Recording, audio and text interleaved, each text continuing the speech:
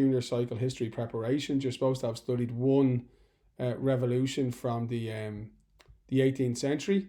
Those three revolutions happened in France, in the United States in 1776, in France in 1789, and in Ireland in 1798. Now I'll be doing a little video on the Irish Rebellion as well, but we'll start with America. Very, very, very important event, the American Revolution. You know, that idea, give me liberty or give me death, one of the catchphrases of the American Revolution, that idea that kind of the modern world of democracy and of the rights of the individual being born with this revolution, I think is still something, one of the reasons why it's really famous. So let's just walk our way through it quickly as we can, and hopefully it'll help you with your revision, okay? So first of all, when did it happen? In the 18th century. At the end of the 18th century, in the 1870s, the Americas, or the northern American continent, contained 13 colonies that were ruled by Britain, British colonies, from London under the stewardship of King George III. They were, across the Atlantic from London, so really far away from the centre of government. And this led to a lot of kind of unhappiness in the colonies, because it was felt that government of the colonies from London, from Westminster, by the king, from that far away, led to bad decisions, because essentially you couldn't know what needed to be done in the colonies if you were 3,000 miles away in Europe. Colonies at that time were not allowed to elect members of Parliament, so Parliament met in London, and the colonies had no representation at the Parliament. And that led to great dissatisfaction, because they felt they were being treated unfairly and essentially being used as a cash cow to be milked to enrich the powerful English aristocrats. The colonies, it was felt, were subject to unfair trading rules. The colonies were very active in the production and sale of goods such as tea, and purchase of tea, cotton and sugar. These were really, really important commodities at the time, and their ability to trade in these commodities was limited by the British Parliament under what were called the Navigation Acts. And if I keep it really simply, the Navigation Act, it was felt by the colonists, acted to their disadvantage and to the advantage of their British rulers. And again, that led to a sense of, we want to get rid of these British fellas and have our own government. The sense was that if we are being discriminated against by the British, why should we have them as our government? During this period, there was an economic crisis in Britain, and that led to the implementation of a new series of taxes from London, all of which were very, very, very unpopular. Amongst them were the Stamp Act, which required you essentially to pay a tax every time you wanted to register a legal document, particularly important in terms of the registration of land titles. And the Quartering Act, which essentially said that the local colonists had to pay for the provision of the army in the colonies. Again, the British Army played a very important role protecting the colonies from a native, Aboriginal or Indian attack, and also enforcing law and order.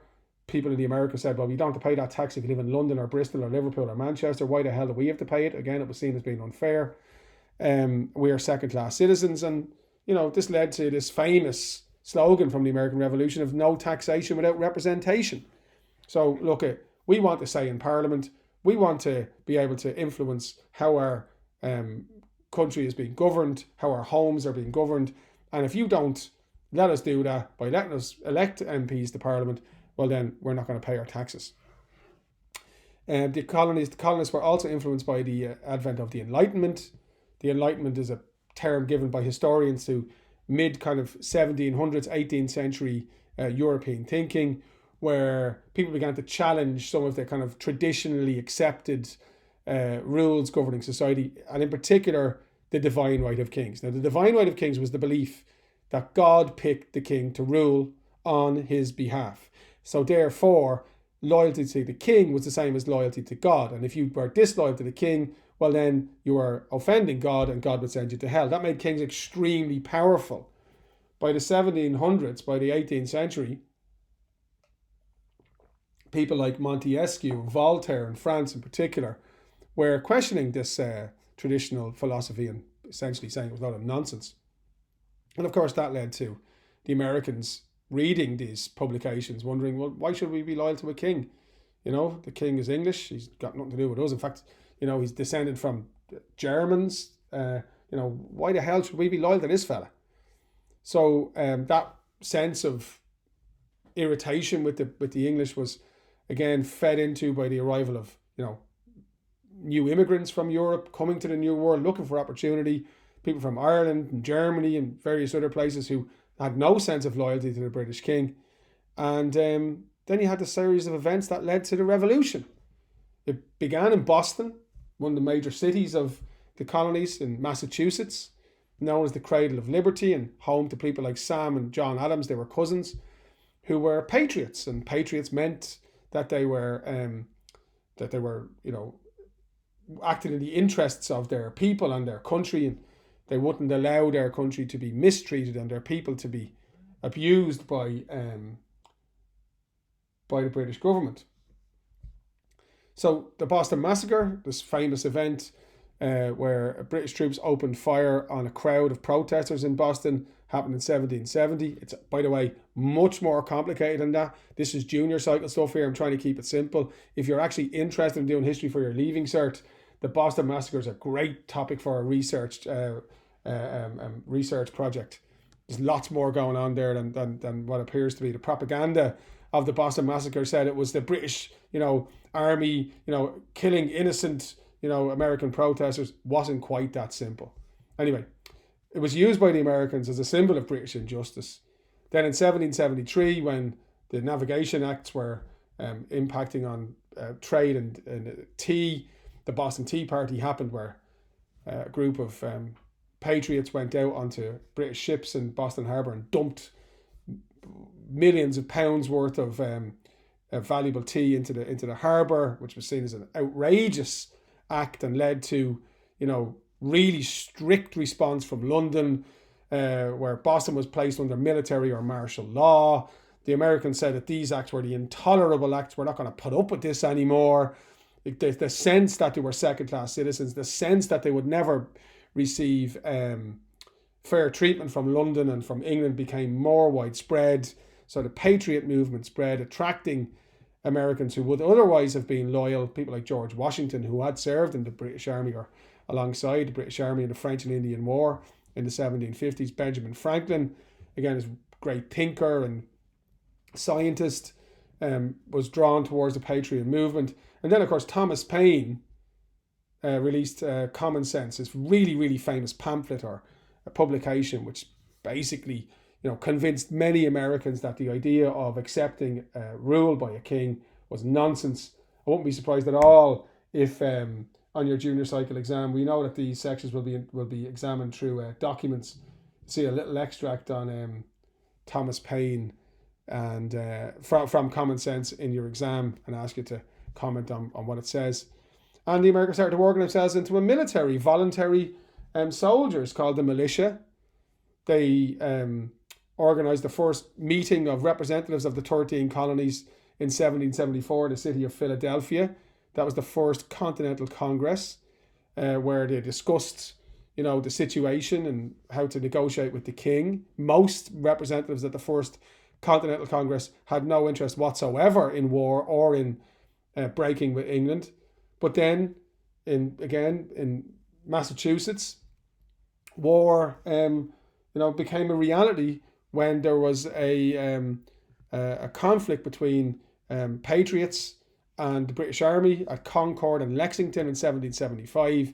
Essentially, the Redcoats, the British Army, were looking to disarm local militiamen. That led to shooting and violence and the deaths of many men on both sides, and that was kind of the start of the war. So by 4th of July 1776, the Second Continental Congress, against, again, much opposition, agreed to declare America independent. There's one thing saying we're independent, there's another thing entirely making that reality. That led to the American War of Independence. Some of the most important events of that war well, one of them was the winter at Valley Forge between 1776 and 1777, when the American Army looked like it was on the verge of defeat, really.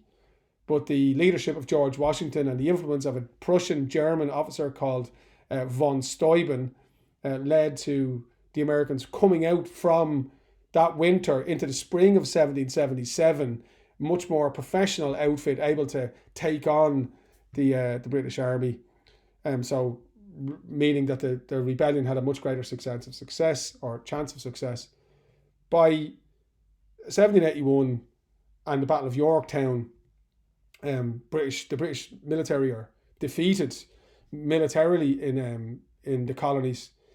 And again, that's historically, I'm giving you very broad strokes here because it's kind of questionable whether they defeated militarily. Well, essentially, Britain had decided it wasn't worth the costs of fighting this war anymore. The French played a crucial role in blockading the coast of North America, making it really difficult and very expensive for the British to resupply their troops and their armies. That was a really important role played by the French, which essentially, by the way, bankrupted France and led to their own revolution not that long afterwards. But yeah, you can't say that the Americans kind of won independence at Yorktown. Yorktown was the final battle, which led to British withdrawal and recognition of the American, the country of the United States of America in the 1783 Treaty of Paris. But there is no doubt whatsoever that the French role, especially that naval blockade, was as important as any battle fought by the American Army during the War of Independence. So I hope you found that in some way useful as a little revision of the US Revolution.